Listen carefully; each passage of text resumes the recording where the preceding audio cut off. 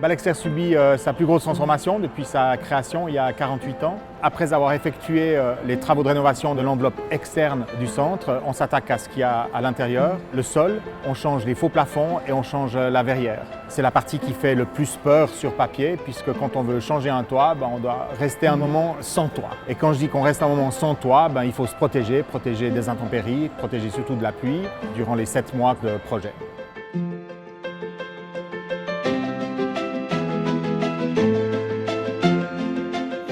Alors aujourd'hui, on pose le rive qui va recevoir les arches. C'est 3 mm pour arriver juste dans le longueur, c'est un peu compliqué. Ces arches font environ 5 tonnes et puis elles sont en fait la pièce maîtresse qui tient toute la toiture. Il faut être attentif aux obstacles. Ceci est guidé d'abord avant tout par Candido qui est en fait mes yeux sur la toiture.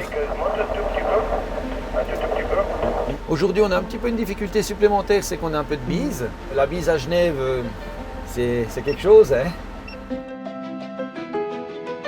Ce projet, c'est un gros projet qui est complexe, vu que le centre commercial est en fonction dessous. Beaucoup de contraintes, météo, horaire, de place aussi. On est, on va dire, à 5 mm près. On a des tolérances très minimes. Parce que quand on a des pièces comme ceci qui sont crochées à la grue, on ne peut pas se permettre de les redescendre, de les remonter, de les descendre, de les remonter. On prend la pièce, on l'amène, on sait qu'elle va dedans.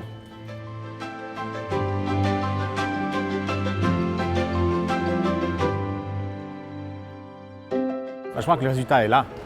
C'est plus lumineux, ça donne une belle sensation dans le centre. On dirait que le toit est beaucoup plus grand qu'avant. Sur papier, les travaux, c'est toujours bien à voir, mais quand on est face à la réalité, je dois dire que les échafaudages ont fait peur au début. Aussi bien le visiteur que les enseignes, que tous les collaborateurs de Balexer, que les gens qui ont œuvré pour ces travaux ont bien joué le jeu.